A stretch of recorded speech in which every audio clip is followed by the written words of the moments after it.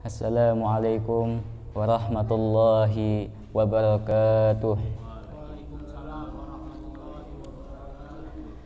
Bismillahirrahmanirrahim. Nawaitu ta'alluma wa ta'lima wa tadhakkura wa tadhkira wan naf'a wal intifa'a wal ifadata wal istifadah wal hissa ala tamassuki bi kitabillahi wa sunnati rasulillah sallallahu alaihi wasallam wa du'a ilal huda wa tilalata alal khair ibtigha'a maradatihi wa qurbihi wa sawabihi wa husnil khatimah ma'al lutfi wal afiyah wa salahil akibah. Bismillahirrahmanirrahim. Alhamdulillahirabbil alamin. Wassalatu wassalamu ala sayyidil mursalin sayyidina wa maulana Muhammadin wa ala alihi wa sahbihi at-tayyibin at-tahirina ajma'in. Amma ba'd. Faqala al-muallifu rahimahullahu ta'ala wa nafa'ana bihi wa bi ulumihi fid dharaini rabbi shrah li sadri wa yassir li amri wahlul 'uqdatam min lisani yafqahu qawli rabbi zidni ilma warzuqni fahma amin ya rabbal alamin. Alhamdulillah ya, kita masuk ke pelajaran yang ketiga. Wazifatul ruknir rabi' min arkaniddin. Tugas atau tujuan daripada adanya rukun keempat daripada agama. Ya, jadi ketika kita mengatakan bahwasanya rukun agama itu nggak cuma 3, alias ada 4, yang mana nomor 4 ini baru ditambahkan baru-baru ini saja, maka pasti banyak orang yang bakal tanya, apa gunanya ditambahkan satu lagi, apa tujuannya, kenapa harus ditambahkan, pentingnya apa? Nah, pasti bakal banyak yang bertanya demikian, ya. Maka di pelajaran yang ketiga ini menjelaskan tentang tujuannya. Wazifatul ruknir rabi' min arkaniddin yastamilu ar-ruknur rabi' ala wazifatain asasiyatin. Bahwasanya rukun keempat dalam rukun agama, ya, yaitu al-ilmu bi alamati sa'ah atau pengetahuan kita tentang apa? Tentang era dan hari-hari kiamat, tanda-tanda hari kiamat. Ini yastamilu memuat ala wazifatain atas dua dasar atau dua tujuan asasiyatain, dua tujuan utama. Yang pertama adalah tajdid lughati fiqhid da'wah ilallah bi'tibar anna fiqhad da'wah ilallah fiqhun sabiqun li fiqhil usul mundu bidayatil bi'satin nabawi ala sahibiha afdhalus salat wassalam. Yang pertama tujuannya adalah untuk tajdid. Nah, ini penting nih, ya. Tajdidul lughatid dakwah. Tajdid itu memperbarui lughatid dakwah, lughati fiqhid dakwah ilallah. Lughatid dakwah fiqhid dakwah ilallah adalah memperbarui bahasa dakwahnya kita, bahasa dakwah ilallahnya kita, atau bisa dikatakan merubah atau memperbarui metode dakwahnya kita. Ya, ditambahkan rukun keempat dalam agama, ini tujuannya adalah untuk memperbarui metode dakwahnya kita. Dengan anggapan bahwasanya fikih dakwah, pengetahuan atau metode dakwah itu merupakan salah satu daripada bentuk ajarannya Nabi, ya. Jadi Nabi nggak cuma ngajarin tentang isi dalam dakwahnya, namun metodenya juga itu diajarkan sama Nabi. Bagaimana cara kita mengajari orang tua, bagaimana cara kita berhadapan dengan orang munafik, bagaimana cara kita berhadapan dengan orang kafir, bagaimana dengan musuh-musuh Allah, bagaimana dengan sahabat-sahabat yang dekat, sahabat-sahabat yang jauh, keluarga kita yang belum masuk Islam, keluarga kita yang masih fasik. Itu semuanya juga diajarkan sama Nabi, ya. Gak cuman apa yang dikatakan sama Nabi, tapi metodenya juga itu diajarkan sama Nabi. Adapun yang bisa memahami metode dakwahnya Nabi, itu hanya orang-orang yang bisa dikatakan cerdas, ya. Ketika membaca satu hadis umpamanya, hadis diriwayatkan dari Anas bin Malik, lalu Nabi mengatakan kepada Anas bin Malik kada maka di situ posisinya Nabi sedang berbicara kepada ibarat santrinya, karena Anas bin Malik keadaan waktu itu masih muda, belasan tahun. Ya. Kalau Nabi lagi berbicara sama Abu Bakar sama Umar, berarti di situ keadaannya lagi berbicara sama sahabatnya, sahabat yang benar-benar dekat sama Nabi. Kalau lagi berbicara sama siapa lagi berbicara, itu adalah ada metode dakwahnya di situ, dapat dipahami oleh orang-orang tertentu. Okay. Maka tajdidu fi dakwah ilallah bi'tibari anna fi dakwah ilallah fiqhun sabiqun. Maka pengetahuan tentang metode itu merupakan bukan ilmu yang baru, ya. Metode itu bukan ilmu yang baru, namun telah ada mungdu bidayati bi'satin nabawi ala sahibiha. Dari sejak zaman diutusnya Nabi Muhammad sallallahu alaihi wasallam juga ada pelajaran tentang metode dakwah. Wa huwa aidan al-fiqhu al-mujaddidu fil balagh wal iblagh manhajal a'immatil udul al-qa'imi 'alal hikmah wal mau'izatil hasanah wa ta'sil mabda'is salamah was sanad. Dan hal ini juga merupakan pengetahuan yang memperbarui penyampaian dan juga dakwah dari salaf-salafnya kita, manhajul a'immah, yaitu manhajnya imam-imam kita, al-udul, orang-orang yang begitu adil, al-qaim, yang berdiri atas dasar hikmah, mau'izatul hasanah, ya, dan juga billati hiya ahsan, wa ta'sil mabda'is salamah was sanad, dan mengembalikan sesuatu, ya, mengembalikan hal yang telah berubah kembali ke mabda'is salamah, ke awalnya lagi, yaitu keselamatan, dan juga tentu saja dengan sanad yang benar. Al-qaim ala hifdzil alsinah, yang didasari atas menjaga lisan, minadz-dzammi, dari mengolok-olok satu sama lain. Ya, artinya bagaimana? Bahwasanya metode dakwah itu pentingnya luar biasa. Kalau kita tidak memahami metode dakwah saja, kita bisa dakwah tapi tidak paham tentang ilmu metode dakwah, itu sangat berbahaya. Kadang ada hal yang pantas dibicarakan di depan umum, tapi tidak pantas dibicarakan di hadapan pribadi satu orang doang. Tapi ada satu hal yang hanya boleh dikatakan ketika kita berhadapan sama beberapa orang doang, nggak boleh dikatakan di depan umum. Ada yang pelajaran-pelajaran ataupun hal-hal yang tidak boleh kita bicarakan di depan orang usia 40 ke atas, 60 ke atas, atau orang yang udah sakaratul maut. Ada hal-hal yang nggak boleh diungkapkan ketika kita sedang berhadapan sama syabab, sama anak-anak muda. Nah, ini penting, ini ilmu penting, ya, mengajari kita bagaimana caranya dakwah itu bagaimana. Nah, ya, itu karena hal ini udah sangat langka, udah sangat jarang dipahami, bahkan sama ulama-ulamanya kita. Ulama-ulamanya kita kadang juga nggak paham metode dakwah yang sesuai dengan ajaran baginda Nabi itu bagaimana. Kadang asal-asalan, yang nggak boleh diucapkan di depan umum diucapkan di depan umum, yang seharusnya nggak boleh diucapkan di mic diucapkan di mic, ya. Ini adalah hal yang penting, ya, tajdid namanya. Tajdid itu memperbarui. Al-qaim ala hifdzil alsinah, yang berdiri di atas menjaga lisan-lisan mereka, minadz-dzammi, dari mengolok-olok. Kita lihat zaman sekarang, bahkan ulama-ulamanya saja mereka berani mengolok-olok sesama umat Islam, ya, mengolok-olok. Hifdzil alsinah, jaga lisan-lisannya, minadz-dzam, dari saling mengolok-olok satu sama lain. Wa hifdzil aidi minadz-dzam, dan juga menjaga tangan dari darah. Tentu saja menjaga lisan dari mengolok-olok dan juga menjaga tangan dari darah. Jangan sampai terjadi pertumpahan darah gara-gara sesuatu yang keluar dari mulutnya kita.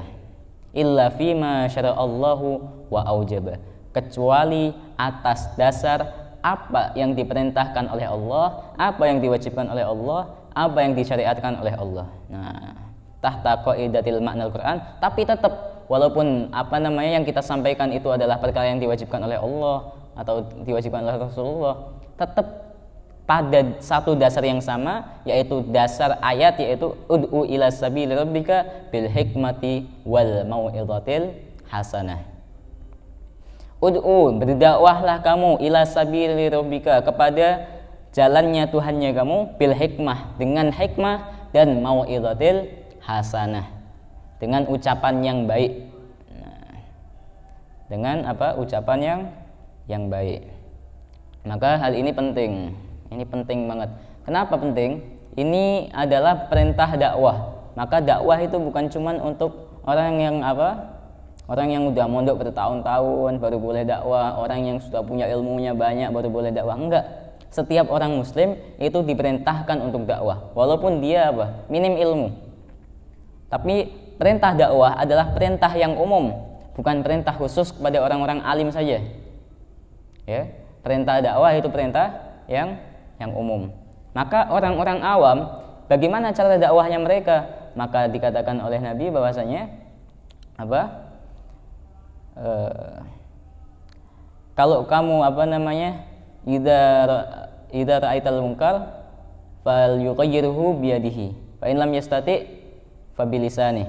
Fa in lam yastati fa biqalbihi. Wa dzalika al-aful iman. Apabila seseorang melihat kemungkaran, maka seharusnya bagi orang tersebut, wajib bagi orang tersebut untuk merubahnya. Untuk merubahnya baik itu dengan tangan, kalau tidak mampu maka dengan lisan, kalau tidak mampu maka dengan hati. Maka merubah hal yang mungkar dengan hati itu adalah iman yang paling lemah. Nah, itu merupakan metode dakwah. Kalau kamu metode dakwahnya bisa pakai tangan, ya pakai tangan. Kalau nggak mampu, takut ada kejadian-kejadian yang tidak diinginkan ketika kita dakwah pakai tangan, maka dakwah pakai lisan. Ya, kita lihat suatu kemungkaran, nah kita ubah pakai tangan. Nggak bisa pakai tangan, pakai lisan. Pakai lisan, hati kita masih nggak kuat, kita masih takut, iman kita masih lemah, maka pakai hati dakwahnya. Bagaimana dakwah pakai hati? Ada rasa ingkar terhadap apa yang dilakukan sama orang yang sedang melakukan kemungkaran. Kita lewat ke satu jalan, terus di pinggir jalan ada contoh kan anak-anak muda yang lagi bermaksiat. Nah, batas minimal supaya kita nggak supaya kewajiban dakwahnya kita itu gugur adalah adanya rasa ingkar di hati kita. Maka kalau di hati kita udah ada rasa ingkar, kewajiban dakwahnya udah gugur. Itu udah termasuk dakwah bagi kamu. Ya, itu udah termasuk dakwah. Maka perbuatan baik yang kita lakukan juga itu dakwah. Ya, kayak kita sholat di masjid, kita ikut majelis taklim, kita ngaji, kita deres, kita baca kitab, itu merupakan dakwah yang secara secara tidak langsung, walaupun kita nggak tahu kalau itu merupakan dakwah. Karena itu apa? Menyebarkan syiarnya agama. Maka orang kalau ngelihat kita jalan ke masjid, ngelihat kita baca Quran, ngelihat kita lagi beribadah, orang kan hatinya pasti apa? Ada yang iri, ada yang sedih ngelihat dirinya sendiri, ada yang miris ngelihat dirinya sendiri, pasti begitu. Maka semakin hari dia ngelihat kamu berbuat baik, hatinya dia semakin teriris. Maka nggak bisa bukan nggak mungkin bagi orang tersebut akan berubah menjadi orang yang baik. Yang sebelumnya jarang sholat, karena ngelihat kamu rajin sholat, ngelihat kamu sering sholat, maka bukan nggak mungkin orang tadi bakal luluh hatinya ikut sholat sama kamu. Ya. Walaupun kamu itu di situ posisinya nggak tahu kalau kamu itu sedang berdakwah, tapi ternyata secara nggak sadar kamu dapat pahala yang jariyah, yang mengalir dari orang tadi. Sebab apa? Sebab melihat kamu secara terus-menerus sampai hatinya itu luluh. Itu merupakan dakwah juga. Ya. Ud'u ila sabili rabbika bil hikmah wal mau'izatil hasanah wajadilhum billati hiya ahsan. Dan kalahkanlah mereka para musuh dengan hal yang lebih baik, dengan cara yang lebih baik. Nah, maka ini merupakan tajdid, pembaharuan metode dakwah. Kipasnya nyalain dong.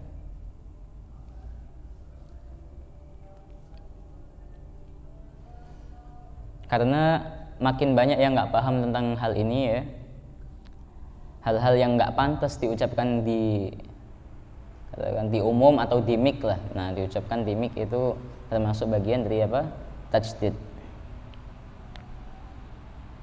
Hifdzul aidi minad dam wa hifdzul alsinah minad dam.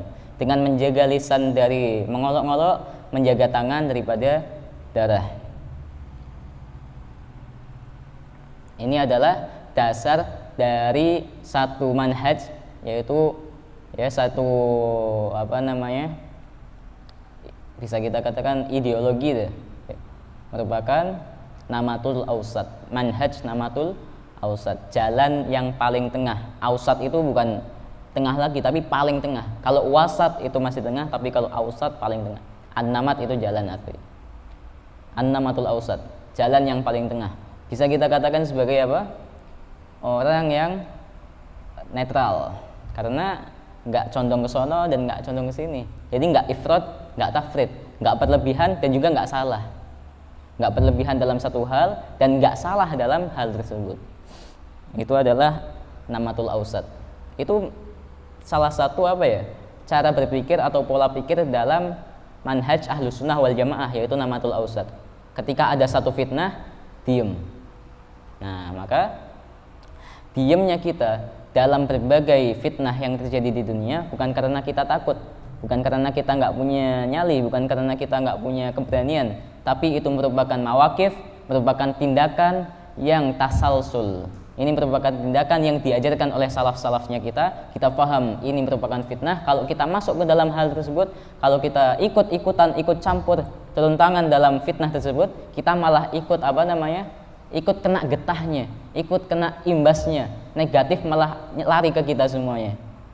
Nah, kalau kita ikut ngomongin masalah tersebut, ya, contohnya kayak ngomong masalah pilpres deh seumpamanya, maka kita bakal, walaupun yang kita katakan benar, tapi gara-gara kita masuk ke dalam fitnah tersebut, kita bakal dianggap salah sama beberapa orang.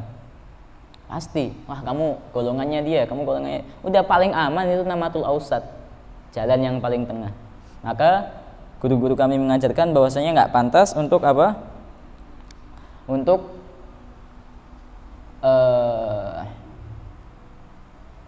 dakwah secara ngomongin masalah fitnah ketika masih dakwah. Itu adalah tujuan yang pertama. Tadi kita katakan bahwa tujuannya rukun keempat ada dua. Ya, yang pertama adalah memperbarui cara dakwah yang sudah semakin hilang. Ya, karena itu penting ya. Kenapa penting? Cara dakwah itu penting. Kita lihat zaman sekarang, mungkin masih banyak orang yang sholat, masih banyak orang yang melakukan ibadah, ya. Namun hati mereka udah kotor. Ketika mereka sholat, mereka merasakan perpecahan, mereka merasakan ada tahris di antara mereka, ada perbedaan di antara mereka. Saya sholatnya di masjid ini, maka nggak sama dengan masjid yang itu. Saya sholatnya di golongan ini, maka nggak sama dengan golongan itu. Ini efek dari nggak ditajdid lughatul dakwahnya, metode dakwah yang salah di sini. Ada metode dakwah yang salah, yang diungkapkan, yang diberikan, yang diajarkan oleh ulama-ulama ruwaibidat, ulama-ulama yang udah nggak peduli sama umat, nggak peduli tentang keselamatan umat, nggak peduli tentang persatuan umat. Yang mereka pedulikan hanya udah yang penting ngomong masalah Quran, masalah hadis, anak dapat fulus, udah gitu doang. Nggak pentingin keselamatannya umat, nggak pentingin fitnah-fitnah. Nah, ya. Itu namanya apa? Nggak paham tentang metode dakwah. Nggak paham tentang metode dakwah yang harusnya mempersatukan tapi malah memecah belah. Itu adalah efek dari nggak adanya tajdid, nggak adanya pembaruan. Maka kita lihat zaman Nabi dulu ketika menghadapi orang-orang munafik, apakah mereka dibunuh? Ketika mereka lari dari medan pertempuran, ya, kita udah berangkat sama orang-orang munafik malah mundur pergi. Apa yang Nabi lakukan? Apakah langsung bunuh mereka? Enggak. Nabi enggak pernah ada kejadian bunuh orang munafik. Enggak pernah. Bahkan ada salah satu sahabatnya ketika masih perang, ya, dia ngejar satu orang kafir, kejar sampai kudanya capek. Sampai akhirnya yang kalah kudanya musuh duluan, dia jatuh, dia tersungkur. Ketika udah pedangnya udah siap nebas lehernya dia ngucapin syahadat. Musuhnya tadi ngucapin syahadat. Tapi karena sudah saking geramnya sama orang tadi, udah mau mati malah ngucapin syahadat kan. Artinya tetap dibunuh karena udah gemes banget. Kabar ini sampai Nabi pun marah sama perbuatan orang tadi, perbuatan sahabatnya tadi. Marah Nabi luar biasa. Ya, karena apa? Karena itu metode dakwahnya Nabi. Walaupun jelas banget orang tadi cuma pura-pura supaya minta keselamatan. Tapi kalau Nabi membolehkan, Nabi membenarkan apa yang dilakukan oleh sahabatnya tadi, maka fitnah apa yang bakal muncul? Maka kejadian apa yang akan yang akan berentek selanjutnya dari kejadian tersebut? Maka orang yang mengucapkan 2 kalimat syahadat, darahnya tidak benar-benar terjaga, tidak 100% terjaga. Kan seperti itu hasilnya. Natijahnya, poin yang bakal keluar dari ketika Nabi ini membenarkan kejadiannya tadi akan seperti itu. Orang yang udah ngucapin 2 kalimat syahadat nggak 100% terjaga darahnya. Namun yang Nabi lakukan tidak membenarkan dan malah marahin sahabatnya tadi. Supaya apa? Supaya manhajnya itu tetap salamah. Supaya umatnya itu nggak ada yang terpecah belah. Ketika sudah ada syahadat di mulut mereka, entah di hati mereka ada atau enggak, itu masalah lain, ya. Maka hatta yashhadu an la ilaha illallah wa anna muhammadar rasulullah wa yuqimus shalah wa yu'tuz zakat, terus asamu minni dima'ahum, kata Nabi. Ketika mereka udah syahadat, mereka udah sholat, mereka udah bayar zakat, udah itu kewajiban mereka, ya. Asamu minni dima'ahum, darah mereka terjaga 100%. Bodoh amat hati mereka ada agama atau enggak, itu bukan urusan kamu, ya. Masalah hati itu bukan urusannya kamu. Nggak pantas bagi kamu untuk membunuh orang yang sudah di mulutnya mengeluarkan 2 kalimat syahadat, karena kamu sendiri nggak tahu hatinya dia itu benar-benar asli ataukah palsu. Kalau misalnya kita bisa tahu mana yang syahadat asli, mana syahadat yang palsu, maka bakal banyak pertumpahan darah di bumi ini. Karena kelihatan, ini di hatinya syahadatnya palsu, bunuh, berarti layak dibunuh, nggak dijaga darahnya, halal darahnya, kan seperti itu. Nah, maka dakwahnya Nabi luar biasa. Ketika orang-orang munafikin keluar dari pintunya Nabi, keluar dari majelisnya Nabi, langsung ngolok-ngolok Nabi diamkan, Nabi biarkan saja. Ketika Nabi dilempari kotoran-kotoran, Nabi biarkan, Nabi diam saja. Luar biasa, ya. Itu metode dakwah. Yang kedua adalah, tujuan yang kedua adalah siyanatu ulumis sawabit, menjaga, melindungi ilmu-ilmu sawabit. Ilmu-ilmu yang tetap, ilmu-ilmu yang konsisten, ilmu-ilmu yang dasar. Apa aja? Yaitu 3 sebelumnya, 3 rukun sebelumnya: Islam, iman, ihsan, syariat, hakikat, thariqah. Maka hal ini perlu dijaga. Karena apa? Karena banyak yang mengotori 3 hal ini. Dari segi hakikat saja kita bisa lihat deh betapa rusaknya, ya, betapa rusaknya ilmu hakikat di zaman sekarang ini. Banyak muncul pemikiran-pemikiran yang rusak di antara umat kita, di antara umat Islam. Banyak yang mujassimah, menganggap bahwasanya Allah itu adalah jisim, ya. Ini merupakan hal yang sangat sangat melenceng dari akidah yang sebenarnya. Maka hal ini perlu dijaga dengan adanya rukun keempat. Adapun dari sisi benteng syariah udah mulai jebol-jebolan, udah mulai banyak yang dirusak. Contohnya adalah ketika ada orang mengatakan bahwasanya cadar itu bukan bagian dari syariah, namun bagian dari budaya Arab. Maka hal ini merupakan bentuk rusaknya syariah. Ketika mereka mencoba merusak syariah dengan mengatakan cadar bukan bagian dari syariah, maka kita harus jaga hal tersebut. Kita harus tolak hal tersebut. Kita harus perangi teori tersebut. Nggak boleh, ya. Nggak boleh kita mengatakan bahwasanya itu merupakan hanya budaya saja. Nggak, bahwasanya cadar itu merupakan syariat. Wal maksud bisyanah hifdzu syarafil adalah wassanad min abathil mutaghayyirat wa mudillatil fitan fi ulumil aqidah wa syariah wa maratibus suluk.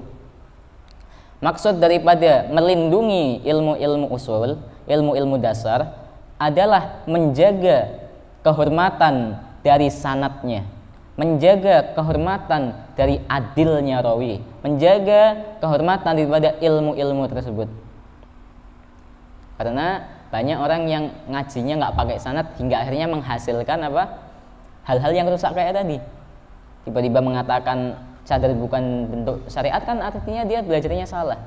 Sanadnya perlu diperhatikan lagi, sanadnya perlu diteliti lagi. Dia mesti nggak punya sanad. Makanya sanad itu sangat penting dalam dalam kita belajar, ya, dalam kita dakwah, Itu sangat penting yang namanya sanad.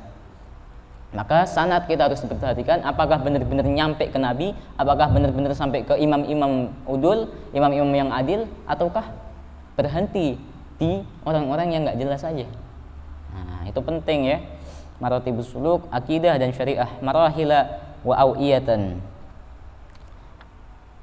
Tahta matlul hadisin nabawi, di bawah bimbingan hadis Nabi, yarisu hadal ilma min kulli khalafin uduluh yanfunanhu tahrifal ghalin wa intihalal mutilin wa ta'wilal jahilin.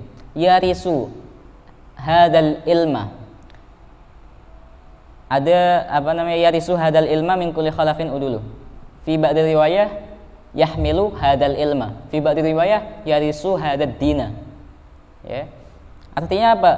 Ilmu ini akan diwariskan, min kulli khalafin, dari setiap pengganti, uduluh, yaitu orang-orang yang adil di antara mereka.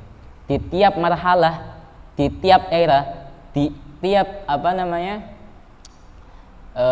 zaman, ini akan ada orang-orang adil yang mewarisi ilmunya baginda Nabi, yang akan mewarisi ilmu daripada salaf-salafnya mereka, orang-orang yang adil.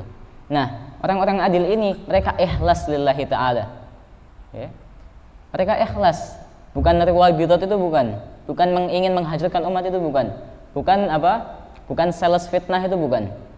Mereka lillahi ta'ala, benar-benar niat ingin menyebarkan ajarannya Rasulullah dengan benar, dengan metode yang benar, tanpa menyebarkan provokasi, tanpa menginginkan hal-hal yang di luar apa namanya lillahi ta'ala. Pokoknya dia niat dakwah itu lillahi ta'ala. Ini merupakan min kulli khalafin uduluh.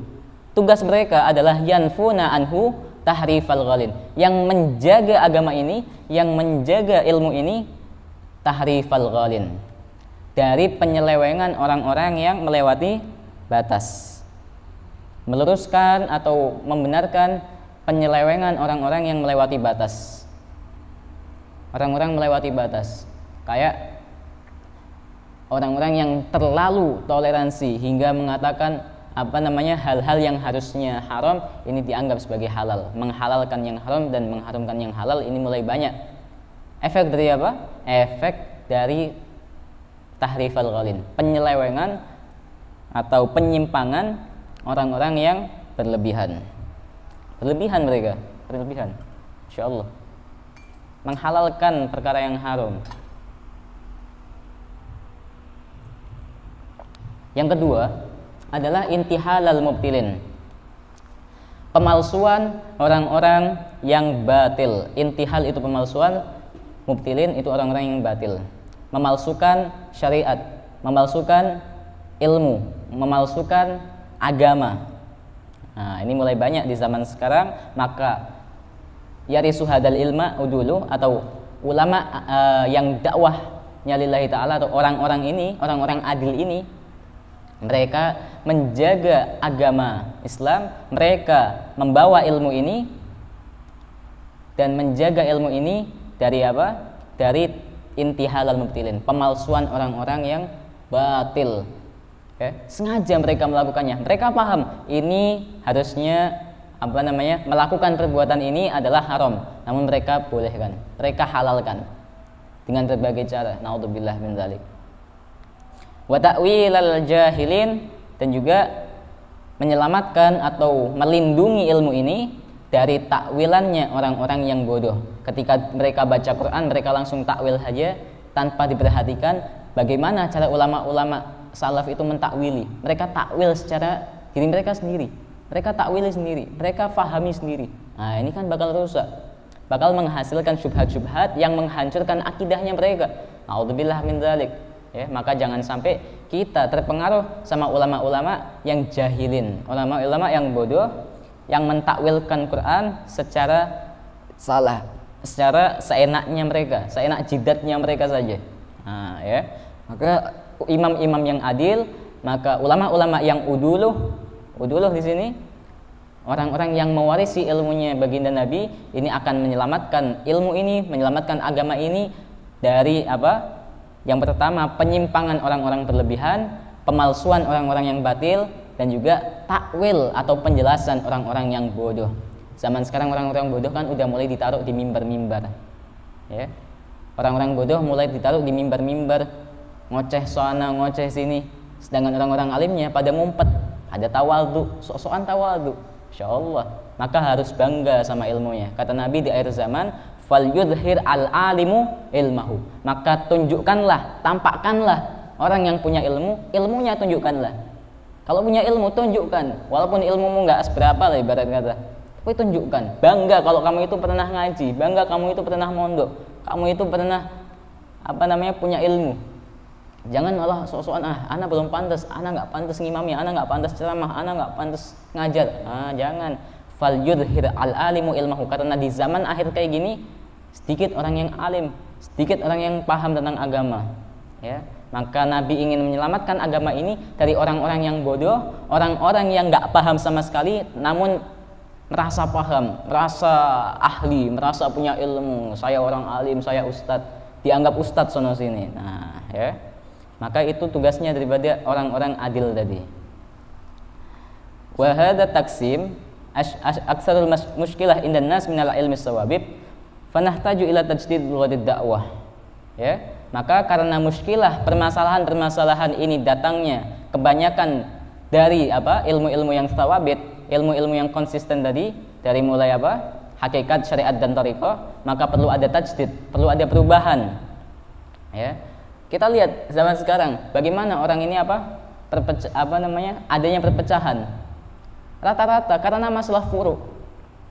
Masyaallah, permasalahan furu', masyaallah. Masjid ini sholatnya nggak pakai kunut. Golongan ini sholatnya kalau tasyahud jarinya muter-muter.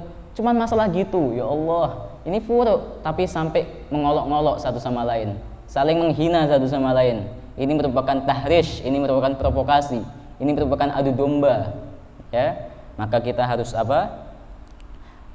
menjadi udulu hadil ummah, udulu hadal ilm, udulu hadal din. Sebagaimana yarisu hadal ilma min kulli khalafin uduluh yanfuna anhu tahriful ghalin wa intihalal mutilin wa ta'wilal jahilin. Ya, ini merupakan perintah dari baginda Nabi untuk menjaga ilmu ini dengan benar. Jangan jangan dibesar-besarkan kalau masalah furu'. Maka cukup sekian untuk bab selanjutnya, kita akan lanjutkan di pertemuan yang selanjutnya. Ya. Siyanatu ulumis sawabit ulumul usul, wallahu ta'ala a'lam bisawab. Ila hadratin Nabi al-Fatihah. Bismillahirrahmanirrahim. Alhamdulillahirabbil alamin arrahmanir rahim maliki yaumiddin. Iyyaka na'budu wa iyyaka nasta'in ihdinas siratal mustaqim siratal ladzina an'amta 'alaihim ghairil maghdubi 'alaihim waladdallin.